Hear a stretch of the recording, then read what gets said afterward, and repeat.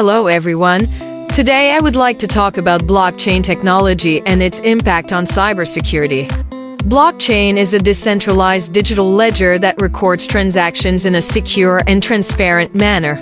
It is a peer-to-peer network that operates on a network of computers called nodes. This means that no central authority or entity can alter or manipulate the data. The main benefit of using blockchain technology in cybersecurity is that it provides a tamper-proof record of all transactions.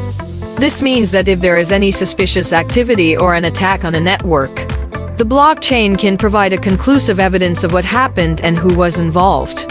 Blockchain technology also allows for increased security and transparency in the financial industry. Banks and other financial institutions can use blockchain technology to improve their security measures and prevent fraudulent activities. Moreover, blockchain technology can also be used in other sectors such as healthcare, voting systems, and supply chain management. It provides a transparent and secure platform for data exchange between different organizations. In conclusion, blockchain technology is a game changer in the world of cybersecurity. It provides a secure and transparent platform for data exchange, which is essential in today's digital age.